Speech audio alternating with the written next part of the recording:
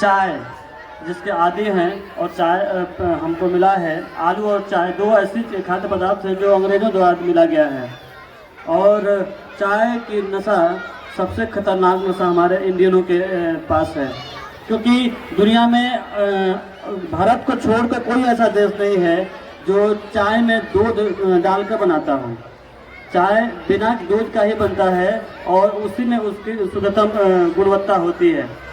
लेकिन हमारे यहाँ टेस्ट को सबसे अधिक अग्रणीय माना जाता है और उसमें दूध डाल करके चाय बनाया जाता है। सब लोग चाय पी के ही आते हैं सुबह सुबह। उस पर बात करने जा रही हैं हमारी बेटी Vaishnavi Rai. Good morning to everyone. मेरा नाम वैष्णवी राय है। मैं कक्षा 7 की छात्रा हूँ। आज मैं आप सभी के समक्ष रिफाइंड तेल के प्रयोग से होने वाले दुष्प्रभाव पर अपनी जानकारी साझा करूँगी। जैसा कि आप सभी को मालूम है कि स्वस्थ शरीर में ही स्वस्थ मस्तिष्क का वास होता है। जैसा कि पूर्व में देसी घी और सरसों तेल का खाने में प्रयोग होता था, जिससे व्यक्ति स्वस्थ और दीर्घायु रहते थे, न चश्मे की जरूरत होती थी और न दवाओं पर निर्भर रहते थे। लेकिन आज हम सब अपने खाने में ज़्यादा से ज़्यादा रिफाइंड तेल पर निर्भर हो गए हैं। रिफाइंड तेल को 1200 सेंटीग्रेड पर पकाकर तैयार किया जाता है और इसके बीजों में से ज़्यादा तेल निकालने के लिए उसमें हेक्सेन नाम का पॉइजनस केमिकल मिलाया जाता है, जिससे हमारे शरीर में अनेक प्रकार की विकृतियाँ देखने को मिल रही हैं। इसके प्रयोग से हमारे शरीर में प्रोटीन की कमी हो जाती है, क्योंकि रिफाइंड तेल को बनाने के दौरान गंध को पूरी तरह से निकाल दिया जाता है, जबकि यही गंध प्रोटीन कंटेंट होती है। और इसके प्रयोग से हमारे शरीर में प्रोटीन झुर्रियाँ भी आने लगती हैं और चिकनाई को ख़त्म कर दी जाती है। इसके प्रयोग से हमें फैटी एसिड नहीं मिलता है, जिससे कम उम्र में ही जोड़ों और कमर दर्द की समस्याएं हो सकती हैं। इसकी वजह से आँख, दिल और दिमाग से जुड़ी बीमारियों का खतरा कई गुना बढ़ जाता है। इसके नियमित सेवन करने से शरीर को HDL यानी हाई डेंसिटी लिपोप्रोटीन नहीं मिल पाता है, जिसकी वजह से हार्ट संबंधी बीमारियों की संभावना बढ़ जाती है। अतः आप सभी से मेरा यह निवेदन है कि कृपया अपने खान पान में प्राकृतिक तेल का प्रयोग करना सुनिश्चित करें और अपने जीवन को स्वस्थ और सुखमय बनाएं। अब मैं चाय के प्रयोग से होने वाले दुष्प्रभाव पर अपनी जानकारी साझा करूँगी। अधिकतर लोगों के दिन की शुरुआत सुबह उठते ही गर्मा गर्म चाय के साथ होती है, जो स्वास्थ्य के लिए काफ़ी असरदायक साबित हो सकती है। पेय पदार्थों में आज के दिनों में एक पेय अपना महत्वपूर्ण स्थान बना लिया है। मेहमान नवाजी हो या किसी भी अपने यहाँ आए आगंतुक का स्वागत उसी पेय से किया जाता है जिसे हम चाय कहते हैं।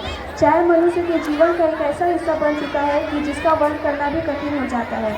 बहुत लोग बिस्तर छोड़ते ही दिनचर्या चाय से शुरू करते हैं। अगर हम चाय को अपनी दिनचर्या में शामिल करते हैं तो चाय पीने का सही समय तरीके का भी ज्ञान होना आवश्यक है, वरना यह शरीर को फायदा पहुंचाने की जगह कई तरह की बीमारियों के चंगुल में फंस सकते हैं। अगर हम सुबह खाली पेट या रात को सोने से पहले चाय पीते हैं तो पेट में अल्सर होने का खतरा होता है। वहीं खाली पेट चाय पीने से कैंसर जैसी गंभीर बीमारियां होने की संभावना बनी रहती है। सुबह खाली पेट चाय पीने से एसिडिटी बढ़ सकती है, जिससे पेट दर्द, अपच और कब्ज जैसी समस्याएं हो सकती है। अगर आप चाय पीने की ज़्यादा शौकीन हैं तो बिना चीनी का या गुड़ की चाय का सेवन करना चाहिए, या फिर चाय की कई प्रकार है जो शरीर के लिए फायदेमंद होते हैं, जैसे कि lemon tea, black T, green tea, ginger tea. लोगों को चाय से होने वाले नुकसान के प्रति जागरूक करने के लिए प्रतिवर्ष 21 मई को अंतर्राष्ट्रीय चाय दिवस मनाया जाता है। अतः आप सभी से मेरा यह निवेदन है कि दूध की चाय के स्थान पर मसाले वाले चाय का सेवन करना सुनिश्चित करें और अपने शरीर को स्वस्थ और सुखमय बनाएं। धन्यवाद।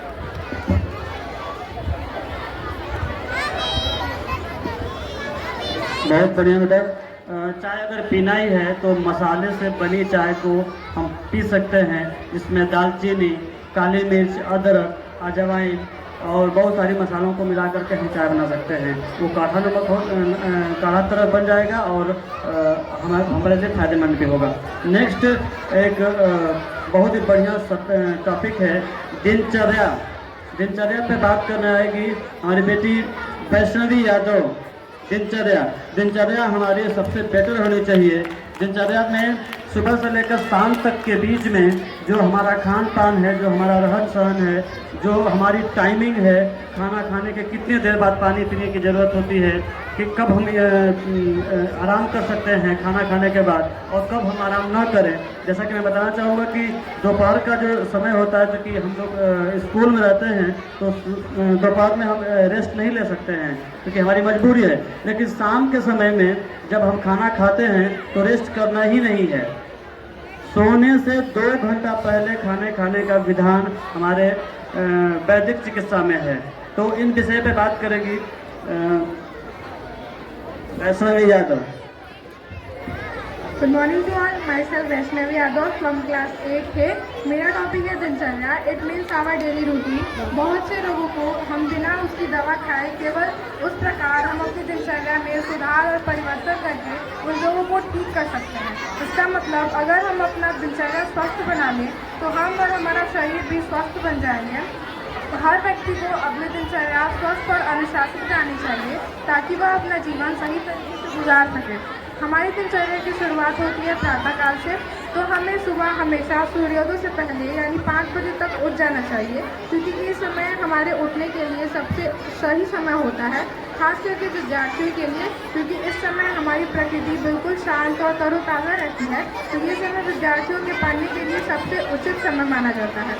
साथ ही सुबह जल्दी उठने के कई सारे लाभ भी होते हैं। जैसे सुबह जल्दी उठने से हमारा शरीर स्वस्थ रहता है, हमारा शरीर और मस्तिष्क दोनों ही तरोताज़ा रहते हैं।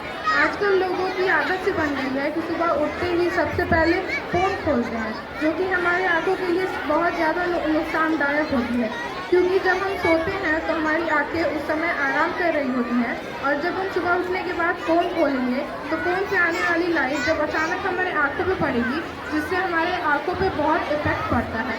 तो हमें ऐसा बिल्कुल नहीं करना चाहिए। हमें सबसे पहले अपने मुंह के भाप से अपने हाथों को गर्म करना है और उसे अपने आंखों पे लगाना है। और अगर हम सुबह सुबह अपने सलाइवा को अपने आंखों पे लगाएंगे, जिससे हमें आंखों से संबंधित कोई रोग नहीं होगा। और हमें ये आदत बनानी चाहिए कि हम सुबह सुबह 1 गिलास, कम से कम 1 गिलास गर्म पानी ज़रूर पिए, क्योंकि गर्म पानी हमारे शरीर में जमे मोटापे को तेज़ी से बर्न करता है। और ध्यान रखिए कि हम पानी खड़े होकर ना पिए, हमें पानी हमेशा बैठ के पीनी चाहिए, चाहे हम सुबह पानी पिए या फिर शाम को। और आज लोगों को आदत है कि सुबह सुबह उन्हें नाश्ते के साथ चाय चाहिए होता है, जो कि हमारे शरीर के लिए बहुत नुकसानदायक होती है। तो हमें अगर हम सुबह नाश्ते में खाली पेट फल खाएंगे तो वो हमारे शरीर के लिए बहुत ही अच्छा होगा, क्योंकि हमारी शरीर जब खाली पेट रहते हैं तो वो ज़्यादा से ज़्यादा पोषक तत्वों को अवशोषित कर पाती है।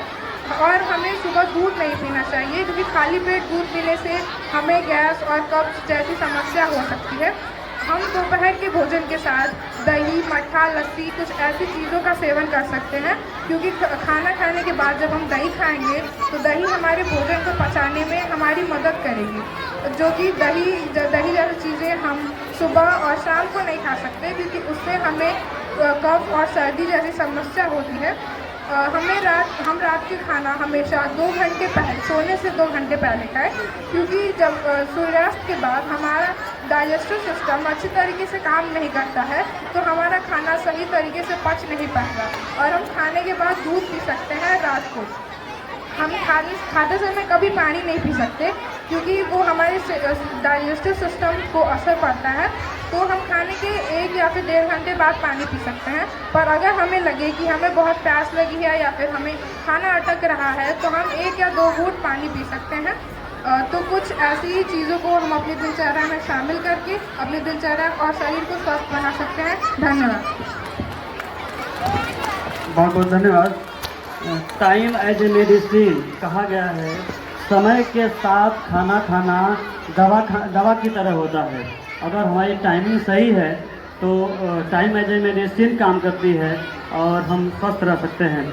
आगे चलते हैं हींग के ऊपर अंजलि दुबे 9th से।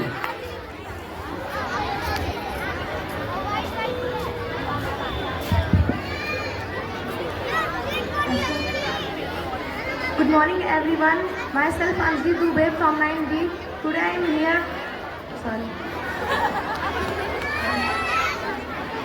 Good morning everyone. मैं अंजलि दुबे 9D से आज यहाँ पर आपको हींग के फायदे बताने वाली हूँ। सबसे पहले सिर दर्द के लिए हींग को गर्म पानी में उबाल कर उसका लेप बनाकर माथे पर लगाने से सिर दर्द ठीक हो जाता है। आग से जलने पर उसका लेप बनाकर सूती के कपड़े से जहाँ पर आग से जले हैं वहाँ पर 24 घंटे में 3 से 4 बार लगाने से फफोले नहीं पड़ते हैं और जल्द राहत मिलती है। Thank you.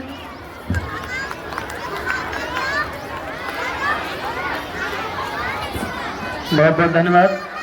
इन्हीं के बाद सौंफ के बारे में बात करने जा रहे हैं विनीत गुप्ता। सौंफ एक अद्भुत औषधि। एक ही बच्चा तैयार हो पाया बॉयज में, और इसके हिम्मत को हम दाद देते हैं। बाकी बहुत से बच्चों से मैंने कहा कि बेटा आओ, लेकिन उन लोगों ने तैयार नहीं हुआ। बस एक बच्चे के अंदर ये हिम्मत थी जो आप सबके सामने कुछ नई चीज़ें या नई झलक दिखाने की कोशिश करेंगे।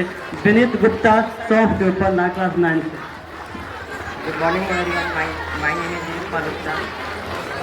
I read in class 9C. मैं आप लोग को आज सौंफ के बारे में बताने वाला हूँ। सौंफ का अर्क सेवन करने से आम का पाचन होता है और तथा ज्वर की काय और तृषा शांत होती है। सौंफ के काढ़े में शर्करा मिलाकर पीने से पित्त का ज्वर दूर होता है। सौंफ का शर्करा का चूर्ण मुख में रखकर बार बार उसका रस निकलने से गर्मी से होने वाली खांसी ठीक होती है। सौंफ के बहुत सारे ऐसे औषधि उपयोग हैं जिससे हम बहुत सारे रोगों को ठीक कर सकते हैं। जैसे बच्चों का पेट फूलना, छोटे बच्चों को दांत जब निकलता है तो हम बच्चों को दांत निकलने के लिए, जब उनको दांत निकलता है तो उन्हें बहुत कष्ट होता है, तो हम गाय के दूध में मोटी से उबाल कर बोतल में भर लें और दिन भर में 4 बार 1-1 चम्मच पिलाएं तो बच्चों का आसानी से दांत निकल आता है। बहुत लोगों का पेट दर्द होता है तो तुरंत वो डॉक्टर के पास जाते हैं। हमारे घर में ही ऐसा औषधि उपयोग है जिससे हमारा पेट दर्द भी आराम आ जाता है। सौंफ और सेना नमक को पीसकर 2-2 चम्मच मात्रा में सुबह शाम लेकर गर्म पानी से सेवन करें तो हमारा पेट में आराम आ जाता है। धन्यवाद।